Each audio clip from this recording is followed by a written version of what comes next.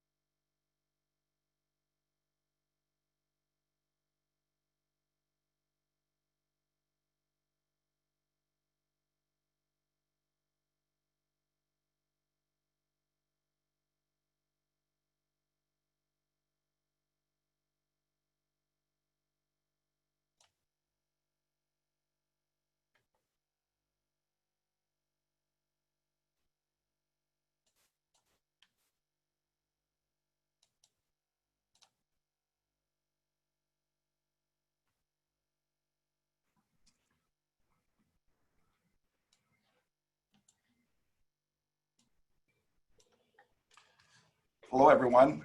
My name is Scott Leemaster. I'm chairman of the Technion Board of Governors, and it is my pleasure to welcome you to today's webinar, which is jointly hosted by the American Technion Society and Technion UK.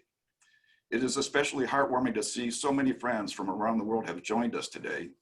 I'd like to just share the names of a few countries that are with us: Angola, Australia, Brazil, Canada, Germany, China, Israel, Netherlands, Turkey, South Africa, United Kingdom, and Uruguay. It is at times like this, difficult times, which remind us that we are truly an extended Technion family. As chairman, I have witnessed firsthand the urgency with which the Technion addressed the COVID-19 crisis. And I am proud that our university is at the forefront of science and technology worldwide, seeking answers to the challenges that the entire world is facing, not just for the current pandemic, but for the good of all mankind going forward. As our communities worldwide begin to ease the life-saving stay-at-home orders, government officials are facing an economy that is expected to see at least 25,000 Israeli businesses closed, a spike in unemployment to nearly 25%, up from 4%, and a 6% fall in Israel's GDP. This is a stark turnaround from 2019, which was a record-breaking year for Israel's economy in terms of tourism, exports, mergers, and acquisitions. At the outset of the crisis, my friend Uri Sivan made this comment: "For all of us, the atmosphere is unsettling, but my own experience tells me that if handled correctly, by focusing first on saving lives and on containing the danger, such crises may eventually turn into a source of strength and insight." We are honored to have Professor Sivan with us today to share his thoughts on the current situation. He is a renowned physicist with expertise in nanotechnology and was the founding director of the Russell Berry Nanotechnology Institute at the Technion. Now, as president of the Technion, the first university in Israel, he has turned his focus on academia and the role it will play in Israel's post-pandemic universe. Also joining us is Dr. Irit Idan. Dr. Idan is the Executive Vice President for Research and Development of Rafael, Israel's third largest defense company, and a pioneer of its technological accelerator, Technion. She is also deeply connected to the Technion, where she received her PhD in astrophysics and serves as a member of the Technion Council and the Technion Board of Governors. Our first speaker will be David Horowitz, the founding editor of the Times of Israel. Launched in 2012, the Times of Israel is the fastest growing current affairs website in Israel and the Jewish world. The Times is published in English, French, Arabic, and Persian, and last year added a Hebrew site, Zaman Yisrael. David will provide us with a broad overview from his position as a leading Israeli journalist. And I'm very pleased to see Paul Charney, chairman of Technion UK, who will be joining us to share some closing remarks. If you have any questions for our panelists, please use the Q&A feature at the bottom of the webinar window. All questions will be held until the end of the presentations. Today's program is being recorded for future viewing. David, Irit, Idan, thank you for being with us today. To start our diverse look at Israel's post-pandemic economy, I turn the program over to David Horowitz for his perspective on how and when the economy will bounce back. David?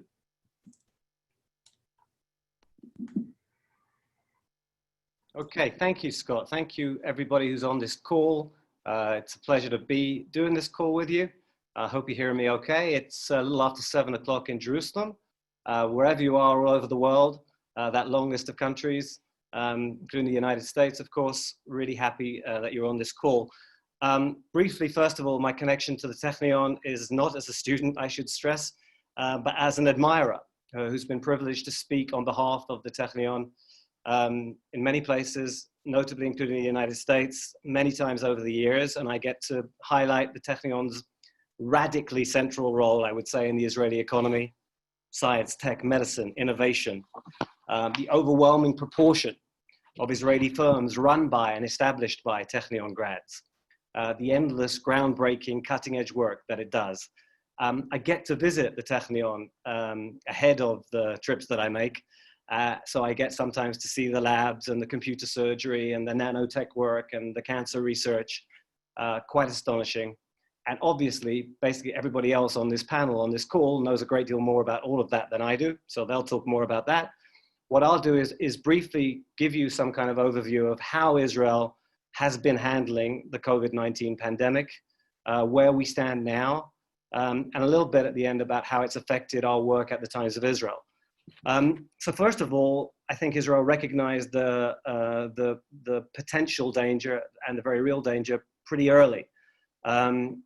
The Prime Minister, not too long ago, in one of his not infrequent addresses to the nation about policy, recalled a lecture, early lecture he had when he was studying in the States, a statistics lecture, when the lecturer spoke about how viruses spread on an exponential basis. And he was very impressed by that. And he said it was sort of etched in his memory. And therefore, when he heard that there was a pandemic on the loose, that lecture came back and he thought, you know what, we need to move fast on this.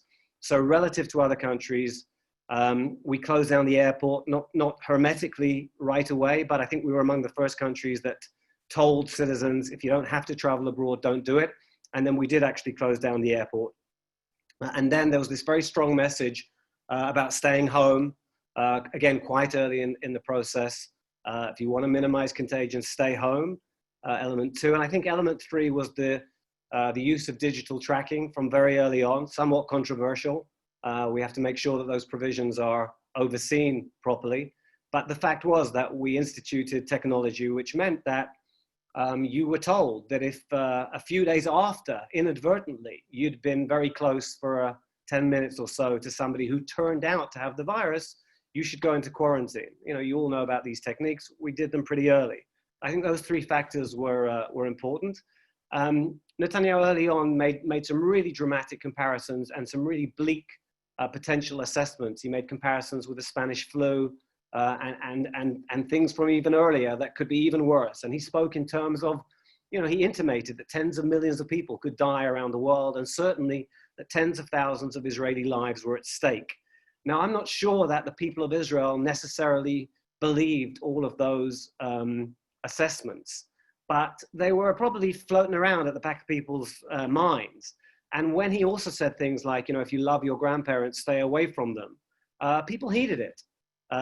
So people were pretty responsive to the restrictions as they came into force. This is a very savvy citizenry in this country.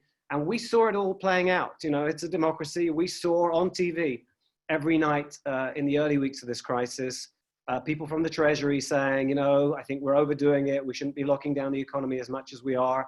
And people from the health ministry saying, no, this can get out of hand if we don't lock down and if we don't institute some of these regulations. And people concluded that the government was kind of steering a middle line between the, you know, let's take it a little easier and the let's take it tougher. And they respected that.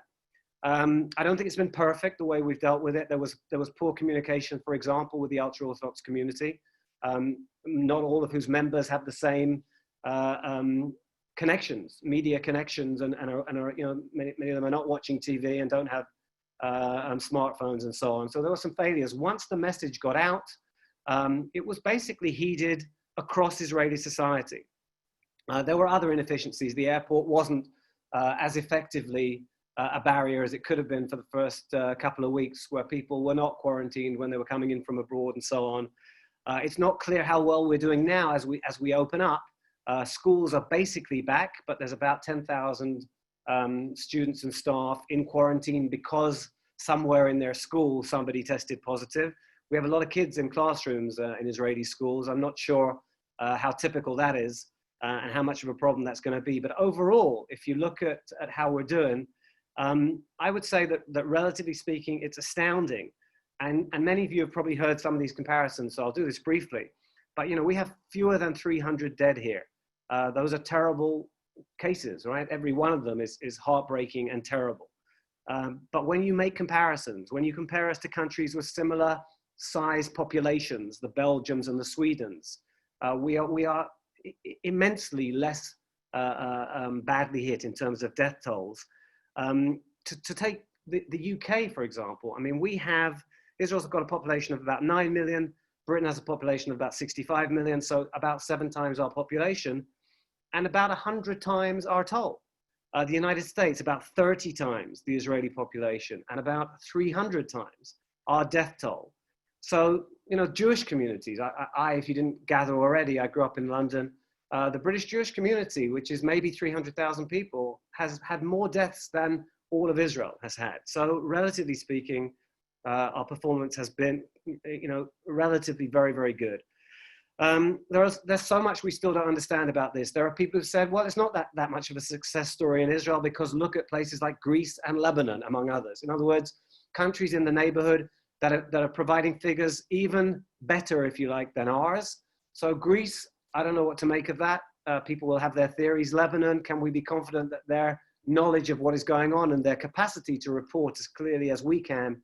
I'm not sure we can share the confidence. But again, it underlines that there's so much that we don't really understand still about this virus.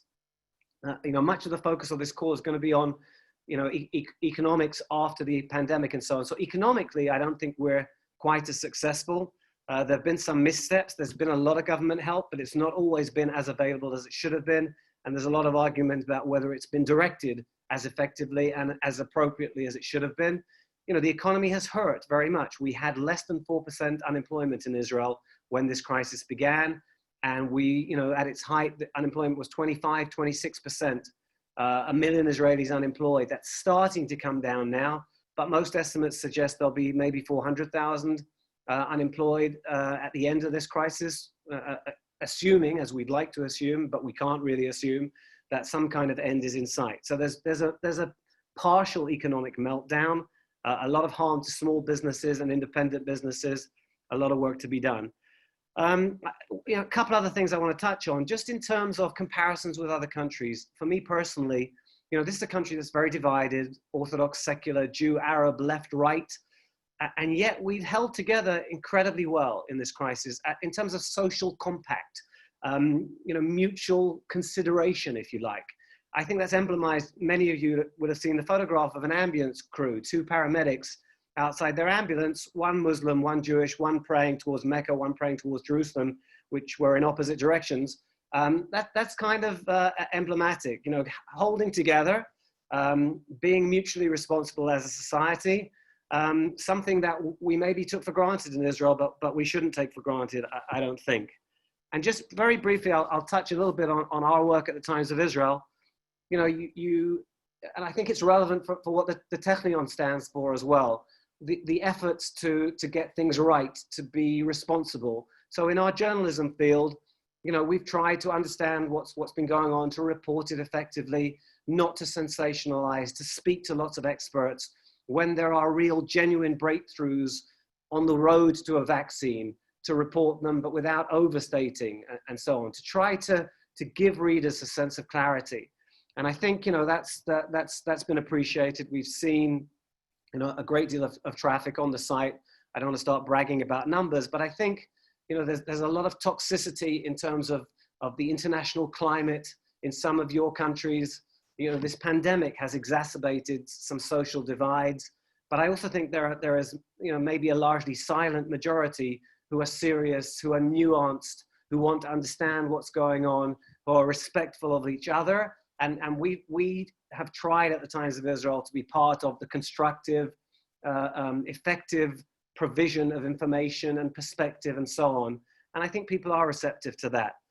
So, you know, that's how it's looked from our from our particular perspective, as we've dealt with this like anybody else in Israel, with, you know, reporters often working from home, you know, some reporters who were in quarantine for a little bit of time because they happened to be in a place where somebody tested positive. We have reporters whose spouses work in the medical services and so on, who were on the front line. We've had people, of course, home with their young kids, as lots of us were for many weeks.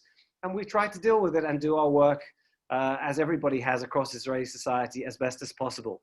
And with that, I'm going to shut up, and I'm going to move this on to Dr. Irit Idan, who is going to give her insightful look at the economy from a business perspective. Thank you, everybody. Over to you.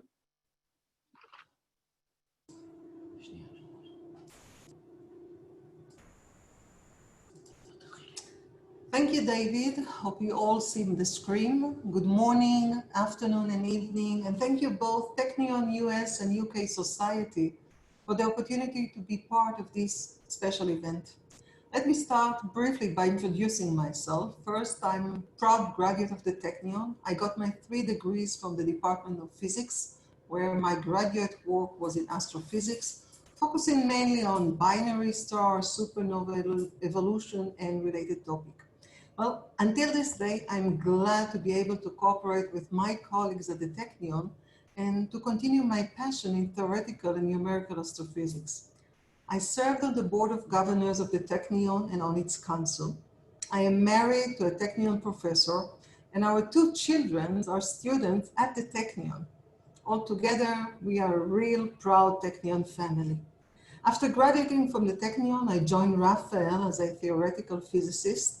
And as of 2017, I am the Executive Vice President for Research and Development of this amazing company, being the first woman in the defense industry in Israel that holds such position. I'm in charge on Raphael internal R&D and its budget. And it's my responsibility to choose the future technologies that the company will need in the short and long term. Now, Raphael is the 3rd largest defense company in Israel and has a worldwide reputation as being a leader in developing cutting-edge solutions for the defense market. We are well known for our defense systems such as Iron Dome trophy, used by the Israeli Defense Forces and the US Army. Just a couple of months ago, as you can see, the Forbes magazine chose Iron Dome and Trophy to be in a short list of the 12 most important new weapon systems of the decade. A huge honor for Israel and for Raphael. Well, Raphael was founded 72 years ago with the State of Israel. And last year, our sales exceeded $2.5 billion. We have over 8,000 employees. 65% of them are scientists and engineers. Majority of them are Technion graduates. In addition of being a successful business company, Raphael acts as a national laboratory with over 20 centers of excellence recognized by the Israeli Ministry of Defense in the areas such as quantum optics, propulsion, computer vision, and more. Over the year, recognizing our exceptional achievements, we received 52, actually as of last week, 53 Israel Defense Award. a number that cannot be matched by any other company in the country. From the early years, Rafael has focused on high-end technologies, mainly MiSTer system with unique capabilities in the area of electro-optical, seeker, image processing, and RF communication. In the last 3 years, we added to our portfolio data analysis, artificial intelligence, and cyber technologies. Rafael is the prime contractor for the Israeli CERT, the Computer Emergency Response Team. We are in charge of the cybersecurity of the Israeli Railways Company, the Central Credit Database of Bank of Israel, and other national and international bodies. Well, COVID-19 pandemic affected the Israeli economies in the same way it affected all other countries. In Israel, as you heard from David, the government decided to close the country for incoming flights at a very early stage. Also implies strict rule of the shutdown of the economy. Still, during the pandemic, I worked double shift. Firstly, I was in charge of Rafael's contribution to the battle against the coronavirus. And in addition, I was a member in the command center run by the Israeli Ministry of Defense and the Mossad in Tel HaShomer, working mainly on the exit strategy of the country and on the supply of ventilators and more. Now, the medical world is no strange to Rafael. One of our subsidiary companies is in charge of transferring Rafael knowledge from the defense market to the commercial one. I'm sure some of you heard about the PIRCAM, a capsule that contains a miniature video camera that records images captured while passing through our digestion system. It is a spin-off of Rafael core technology in electro-optical missile seeker head. Now, from the early stage of the fight of the virus, I imposed one strict rule for Rafael contribution and hundreds of the ideas of its talented researchers and scientists. All the ideas and inventions must solve a real problem and have to be implemented in hospital within 3 to 4 weeks maximum. There is no time for long-term research.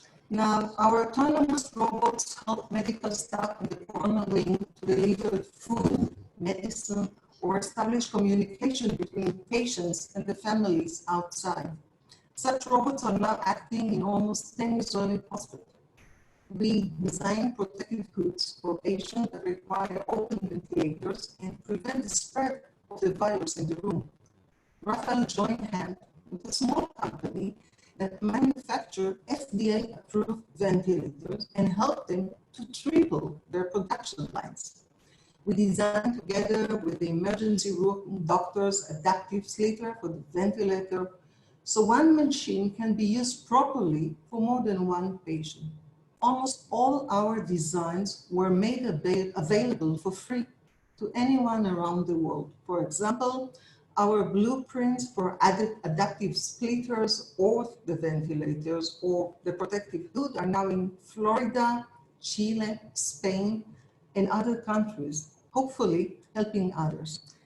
Now, the basic dilemmas of companies worldwide that they are facing now is the unknown future of the economy and the world's market. Now, do we lower our anchor in search for stabilities? Or should we raise the sails and look for new currents, products, and markets? We all agree that the pandemic is going to affect the world markets, but in our personal view, it's going to be mostly in the near future. In the long run, we will go back to some of our old habits. We will go back flying because as much as we learn to work with Zoom, we all feel that we need not just to see each other, we need to feel, to sit one opposite each other and to look into our partner's eyes and communicate, not just through this electronic media. Now, as I told you at the beginning of my talk, Rafael is a strong company. So we allow ourselves to do both, search for stabilities in our portfolio products by improving them and give our customer better values for their needs and money. And at the same time, we have enough courage to raise ourselves and continue investing in the future technologies for our future project, ranging from quantum technology, cyber, nano and micro satellites to hypersonics and new propulsion technology. Now, from every crisis, companies should find the benefits that will give them the ability to improve themselves. For me, personally, it is the time for new and exciting collaborations. Now, the fourth industrial revolution is advancing faster in the commercial sector. This is the time for us in the defense sector to create a strong collaboration with other companies, big or small, startups, and academia. This is one of the reasons we created our innovation center in Teradion in the Galil, a bridge between the open world and the highly classified defense sector. This is our front door to the fast developing world. In Teradion, we are able to quickly test emerging technologies for our own internal use and to benefit the companies, community around us. For example, we cooperate with the Alim Hospital for Disabled Children in Jerusalem, trying to solve their day-to-day problems and difficulties. Using our core technology and electro-optics and communication, those kids can now play catch while sitting in the wheelchairs. We have similar projects with additional voluntary organizations, such as Makers for Heroes, that hold annual events to address daily problems of wounded veterans from around the world. We have many visitors to Teradion on a daily basis, and you can see Professor Peretz Lavi, the former president of the Technion. Now, coming to my last slide, the COVID-19 pandemic is going to be with us for some time. We must focus our attention in building stronger economy, stronger collaborations among companies. Together we can find the new currents faster and more effectively. After all, it is an exciting time and we can all benefit from. Thank you. And now I would like to introduce Professor Uri Sivan, the president of the Technion, to share his strategic vision on how the Technion will have a transformative impact on the Israeli economy. Uri? Wow, my God.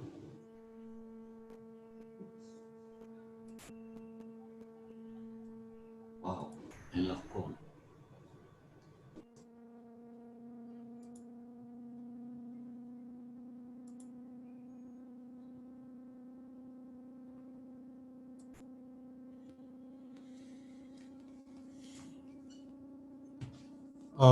Good morning. Good morning to those for those in the U.S. Good afternoon to our friends around the world. Good morning to the chairman of our board, Scott Leemaster. Good evening to my co-panelists, David and Irit. And thank you to the American Technion Society and Technion UK for organizing this timely and interesting webinar. When I took office last October, I was keenly aware of the huge challenges lying ahead, but I had no idea what was in store for me in my first semester as a president of Technion. As they say in Yiddish, man tracht und Gott lacht, meaning man plans and God laughs. I will share with you the plans in a minute, but let me first share with you some of God's laughs. The pandemic was declared in Israel on March 10th, 1 week before the semester started. In just 1 week, Technion had to switch from frontal to online teaching, and the entire second semester is now being taught remotely. A feat that would have taken years under normal conditions. The ingenuity and power of improvisation of Technion faculty can be judged from the first slide.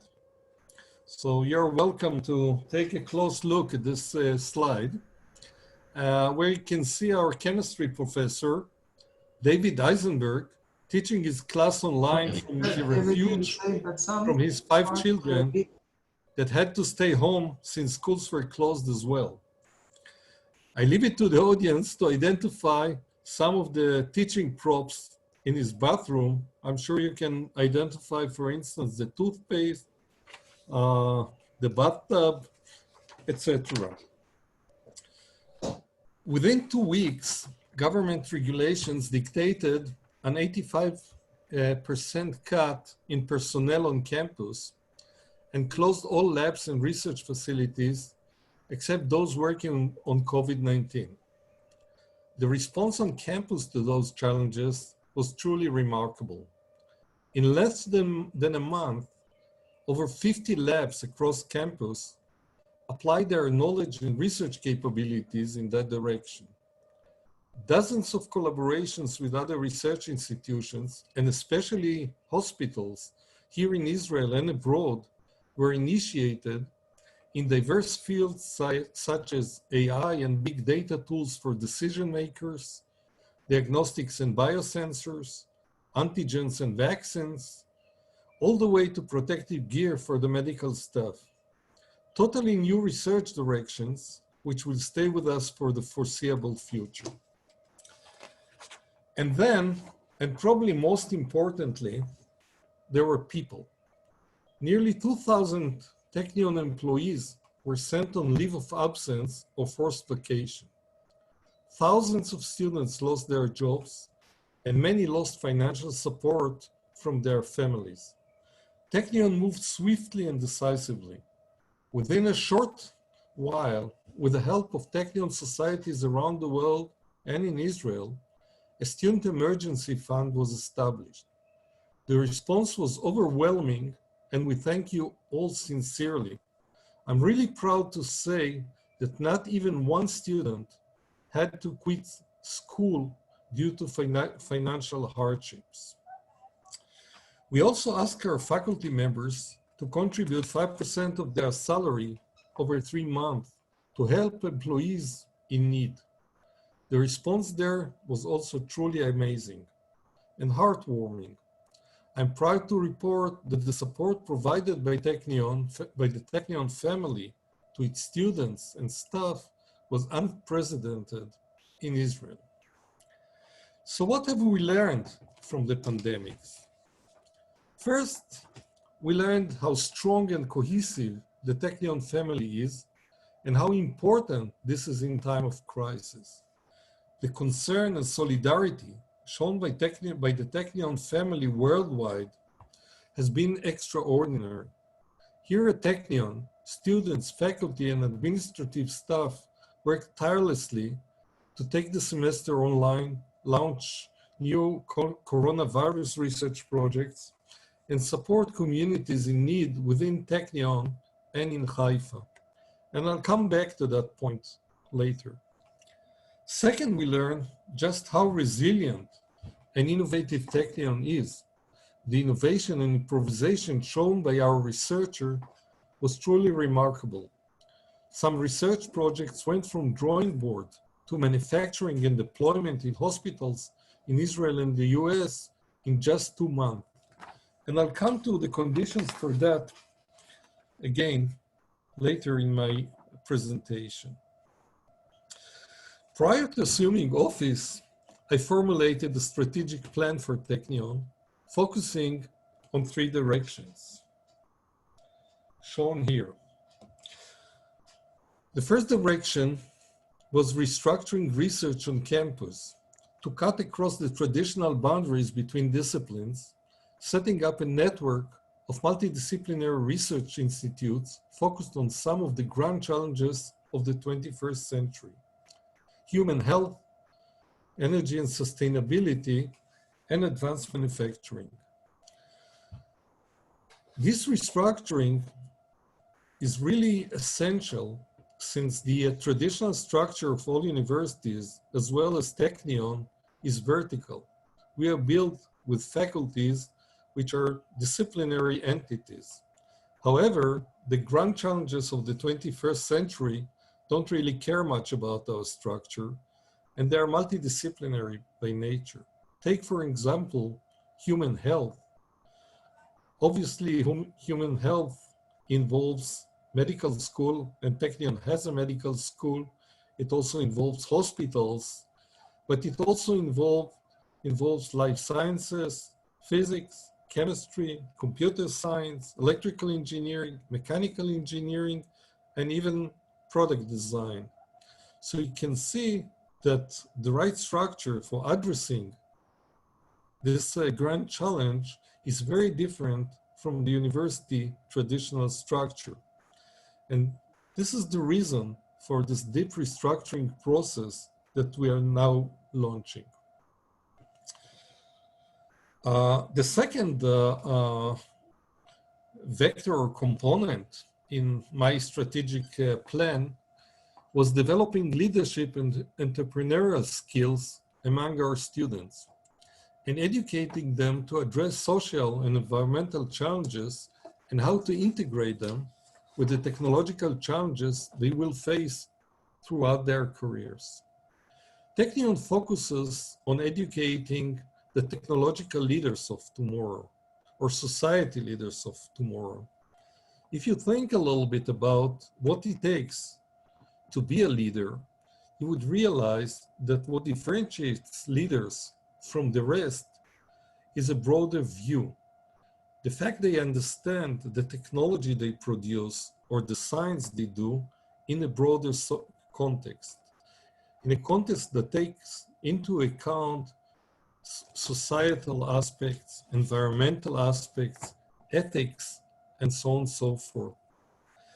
Well, there must be something in the air or in the drinking water of our students, because as you've seen in the previous presentation, our graduates do take leadership positions in industry. However, we believe that it is time now to educate or structure teaching those leadership skills in a more ordered way, in a more structured way. And this is a huge effort for us, which we are pursuing forward also during the coronavirus times. The third vector would be responding to the rapidly changing relationship between academia and industry. Sorry. Developing essentially a new ecosystem. The idea is the following. Traditionally, there was a clear distinction between academia and industry. Fundamental research being done at the university and then applied research done in industry. But this is no longer the case. Actually, excellent fundamental research is also being done at industry. And this is true not only for AI or big data. This is also true, for instance, with quantum computers, etc. So there is a shift in the division, the traditional division between the type of research done at universities and in industry. And that calls for very deep reflection by universities regarding their role. And we have been doing that.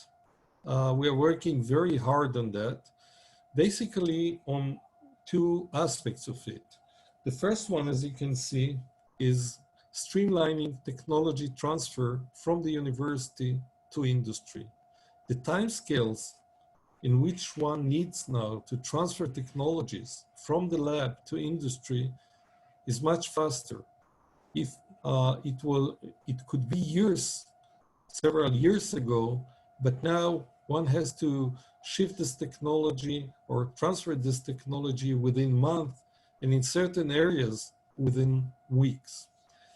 The other aspect is actually bringing industry into campus, using many more lecturers or mentors from industry to guide our students, both in fundamentals, but also in aspects that exist in industry more than in academia. For instance, system engineering, that would be a good example for that. When COVID-19 struck, it was as if someone pressed fast forward. This was very surprising because we expected that everything will now halt, but just the opposite thing happened. everything went on fast forward, and the importance of these strategic directions that we crystallized before the COVID-19 pandemics became important essentially overnight. The paradox is generally true for the COVID-19 crisis. Putting aside the financial and health hardships, the crisis has brought with it remarkable new opportunities in education, domestic and international scientific collaborations, and faster lanes to commercialization. Irit has already referred to that. Science and technology, especially in the context of human health, which is one, if not the major development direction we identified, found themselves once more in center stage. The public is now much more interested in science and technology, and there is also more significant attention among decision makers. Going online gives access to remote communities, joint courses, joint projects, even joint degrees. The technology for that, of course, existed before COVID-19. But the crisis did something very important. It forced us to cross a mental barrier, and that alone opened new horizons. The other strategic goals I've mentioned, boosting multidisciplinary research and strengthening collaboration with private industry, have also been fast-tracked by the crisis. Traditional barriers between disciplines instantly vanished. It's a very, very interesting phenomenon. IP walls that blocked collaborations for years came down, and the rate of technology transfer to industry, as well as the establishment of new startup companies, in fact, and surprisingly, grew dramatically during the pandemic. No doubt, this little vicious virus has pushed us all out of our comfort zone into new territories where bold moves are made possible. And we intend to seize these opportunities. At the same time, the crisis proved the importance of readiness, the strength that comes with knowledge, with advanced research facilities, and above all, and I already referred to that, mutual support and solidarity among people. Thank you very much.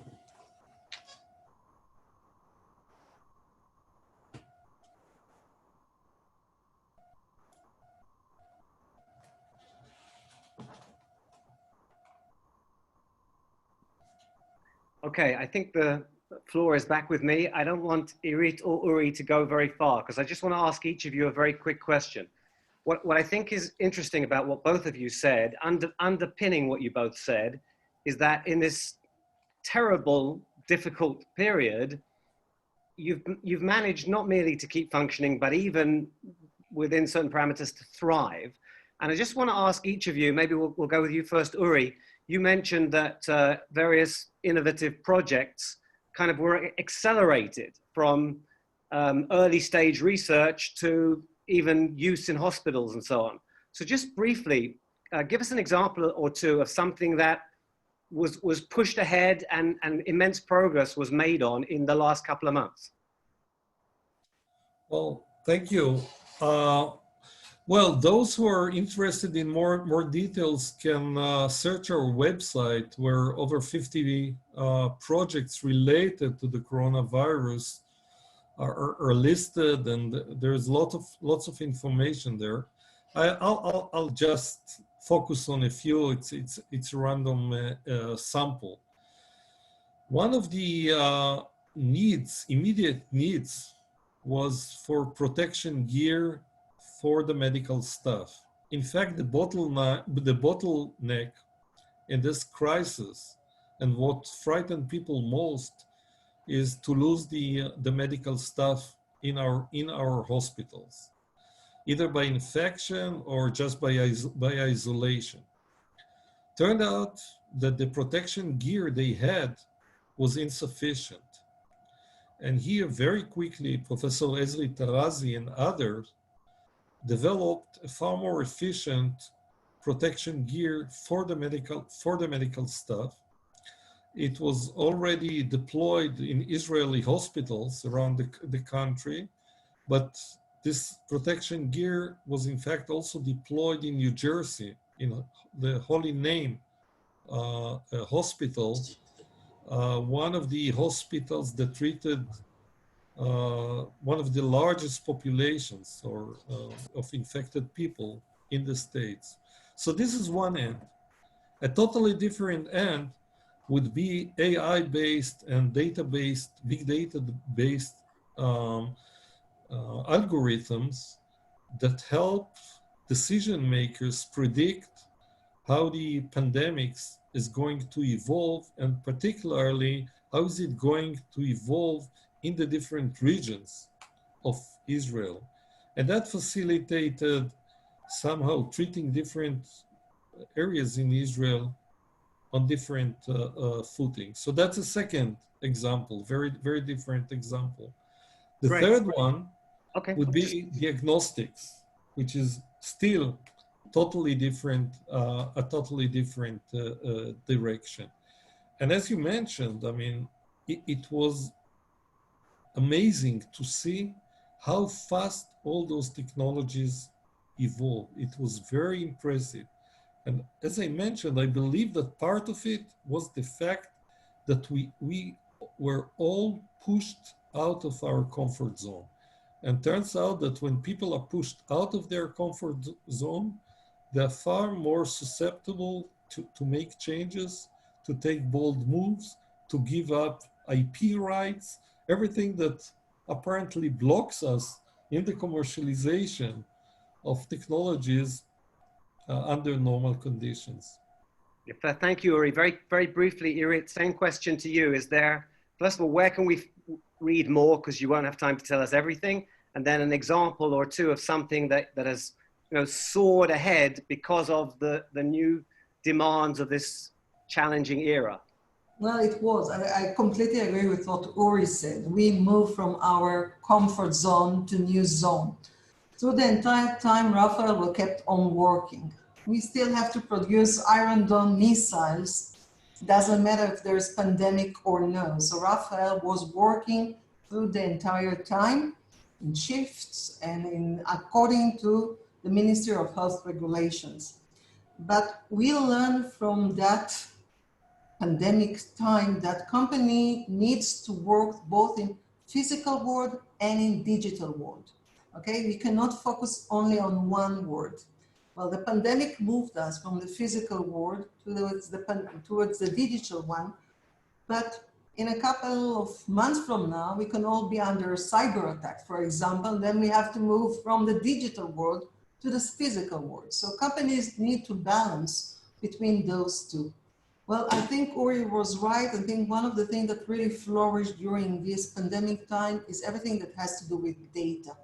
One of our system, which we call Wisdom Stone, was able to do all the analysis for the Ministry of Health through the Mossad in Tel HaShomer, and was tracking together with professors from all the academias that contribute to us, together to solve and see where the pandemic is starting, where we have some new sprouts of new areas where we can find new people that got the pandemic. So everything that has to do with data really flourished during this time of the pandemic. Okay, thank you. Both Professor Sivan, Dr. Idan, fascinating. I know that there'll be some Q&A, and I'm going to turn the program back to Scott to run the Q&A part of this call. Thank you, everybody.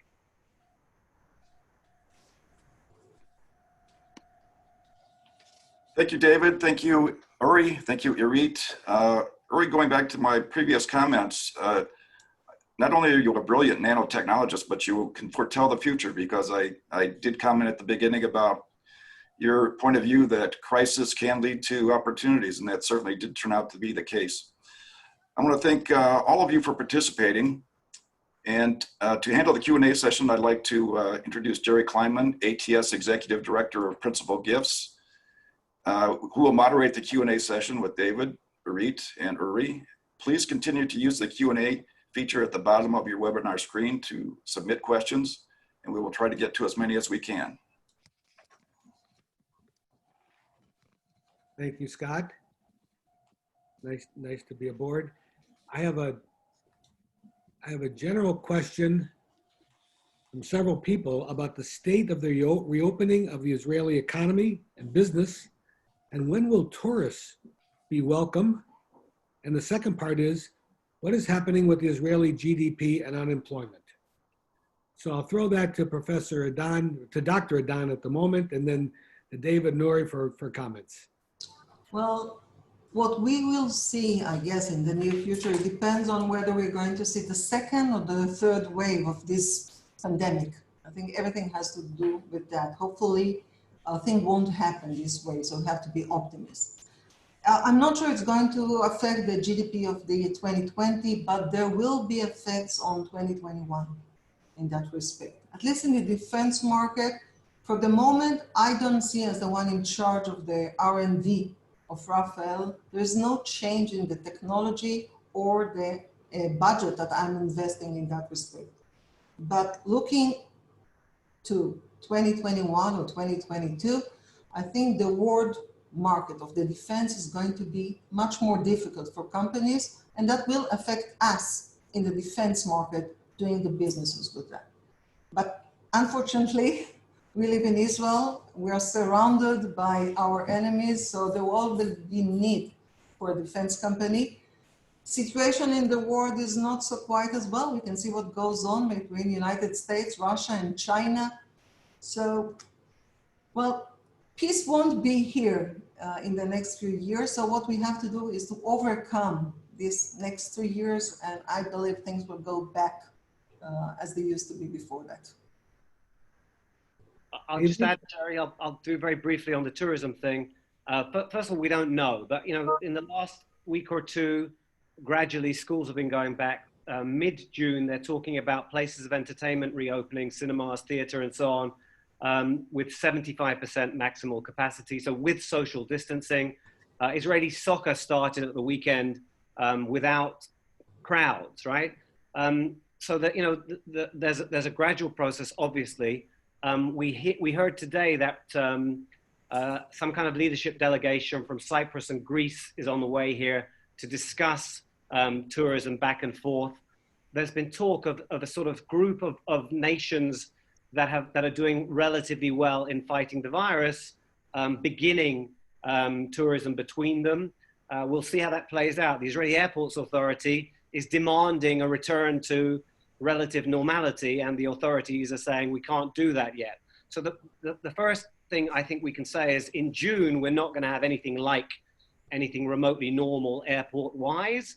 And maybe in July, if the trends are positive, there might be the beginnings of something. We want to reconnect to the world. Everybody wants to reconnect. It's not happening in days. Maybe it's happening, hopefully, in weeks. We'll see. Interesting. There are 3 questions that deal with the brain drain between academia and the corporate world. And perhaps Uri and Irit can deal with this. In general, they're asking, there used to be a traditional concern about the brain drain between Israel and Europe and America. And now is it between the Israeli academic community and the corporate community? Is this shift going to mean not the end, but a completely different role for the Israeli research universities in relationship to the corporate world in Israel? Well, I would say that broadly speaking, this is not yet an issue. Perhaps, maybe, in some segments of AI or big data, but those are marginal. The more fundamental issue is finding a new ecosystem, a new coexistence schemes between industry and the academia, because as I mentioned before, those very clear boundaries that existed between industry and academia are now blurred. And they're blurred first because industry does also fundamental research, but they're also blurred because technologies are now developed also very fast in a university, and technology transfer has become very sophisticated. We now devise very sophisticated schemes to support fast technology transfer from the university. But the boundary is also blurred in some other aspects. And one important aspect is actually education. There is a lot of talking now on lifelong learning, lifelong education. And I believe that this experience from recent years where we basically taught online, all universities taught online, will make a big difference, will advance it very quickly. Large companies are also entering now education. So I believe that new alliances will be formed between industry and academia. The traditional division between them will change, but overall, I don't see, I'm coming back to your original question, we don't experience yet any significant brain drain from academia to industry. We see that even people from Technion that spend a year or two on leave of absence in industry, they tend to come back to the Technion. Well, I completely agree with Uri. I think you are right. Well, we'll see stronger collaboration between the academia and the companies in the industry, because the fourth industrial revolution does affect and run much more quickly where you have the money. And if you're looking at this digital board, and the one that holds the data, which is the fuel for everything, are the large companies. So they are focusing on the basic research that is needed. And there are very strong collaboration between those companies and the Technion and otherwise. Uri and I, in the last 2 years, I think, speaking about quantum computers and how to invest them in Israel and how to develop them, what are the right relations that we both can have in Raphael and the Technion in building such a structure for the future of Israel, because this is the future if you're looking ahead of that. So I believe that we are going to see more penetration into this gray zone between the academia and the industry, and we have to see more collaborations between the two of them. So let me pick up on that comment, because there are two questions here. One about the collaboration and cooperation between Israel and the United Kingdom in these areas, and a second one by the grandson of Colonel Elyashar, one of the founders of the Technion, about collaboration between the Technion and Israel and the Arab world. So I will pose that to you from two very different angles. Uri? All right. Regarding collaboration with Britain, I have to say, I'm speaking now about academia. There are, of course, numerous collaborations on a personal level. Research groups from Technion, from other universities in Israel, collaborating with British universities, which are excellent. I mean, they're really fantastic.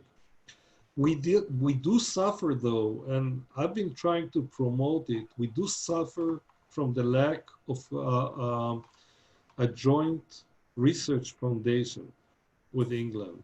We do have a binational science foundation with the United States.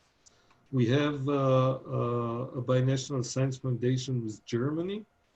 We are eligible to apply to European projects, but there is no dedicated science foundation that supports collaboration between Israeli academia, for that matter also industry, but Israeli academia and British academia. I believe that both countries can gain tremendously from that.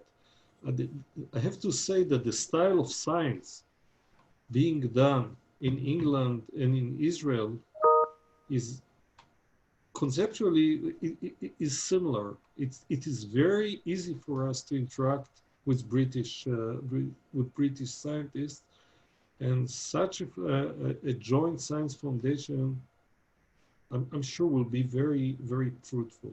Regarding collaboration with the Arab countries, it's have to say that it is very rare. Well, there are always some indirect, we meet them in conferences, we speak with them, and so on and so forth, but unfortunately, it is still marginal. Irit, any comments? David, any comments about the collaboration? Yeah, I'll just say that in respect, well, collaboration between Israel in the defense, at least in the defense area, Raphael was, I think, Alan, if I was right, a proud sponsors of the UK Technion Society ball gala that was in December, where you host Professor Nagel from the Technion. There are projects that we are doing with the Ministry of the British Ministry of Defense. So there is collaboration in the defense market between Israel and the Great Britain. I would be happy to see collaboration, the same thing that we are doing in research here with the Israeli academia, broadening up to academia worldwide. That can be an opportunity for us as well, because we are working with DARPA, for example, on certain projects. I'm sure we can do that with other universities around the world. All right, I'm delighted to thank you all. Given the amount of time we have, I'd like to turn this over to Paul Charney, our colleague at Technion UK, and thank you all for your participation. Thank you. Thanks. Thank you, Jerry Kleiman. Thank you, Scott, Leemaster, and all of you at the American Technion Society. It's a pleasure working alongside you. I want to particularly thank our speakers tonight, David Horowitz, Dr. Irit Idan, Professor Uri Sivan. I am Paul Charney, Chairman of the Technion UK, and needless to say, a massive supporter. Technion UK is one of the few registered charities in the UK that has the distinction of being born in the House of Lords in 1951. Technion UK works alongside all the Technions worldwide in order to help provide the Technion in Israel with all the tools it needs, the auditoriums, the research centers, the vital equipment, student housing, special projects, everything that it pretty much needs to do the special work that you do. I have to say, the Technion is the tip of the spear of Israel. It's the pride of the Jewish world. It's the best of us doing the best we can. And despite living in a country with all the difficulties and all the barriers, we only know one direction. As Frank Sinatra once told us, the best revenge is success. But most of all, I want to thank all of you that have joined us tonight, that stay connected, that keep us going. And because Woody Allen taught us that 80% of success is just showing up. So we're almost there. Let's stay safe. Let's keep connected. I want to thank you all, and over to you, Scott.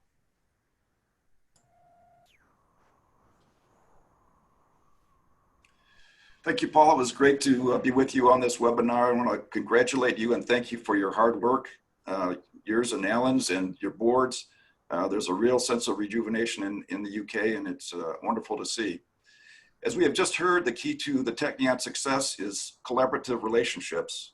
Technion faculty, undergraduates, and graduate students working together in multidisciplinary research on campus, interacting with industry, academia, and other thought leaders in Israel, will lead to sustained economic success well into the 22nd century. These are, no doubt, extraordinary times, but the Technion, with a global footprint and an international reputation as an innovation powerhouse, is well prepared to meet the challenges and opportunities that lie ahead. I want to thank you all for joining us. I want to remind you that this presentation has been recorded so that you will have access to it later. You should receive a link within the next couple of days. Please join us again next week on Wednesday, June 10th at 12 p.m. Eastern Time, 11 a.m. Central, and 9 a.m. Pacific for Sleep and Dreams during the coronavirus pandemic with special guests, Professor Peretz Levi, former Technion president and founder of the Technion Sleep Medicine Center, and Dr. Kanta Ahmed, who is a specialist in pulmonology, critical care medicine, and sleep disorders at NYU's Winthrop Hospital. You will receive an invitation to this and all upcoming sessions in our Live from Technion webinar series. I especially want to thank you for joining us today and for your support of the Technion, and I wish you all continued good health. Thank you. Thank you. Thank you, everybody.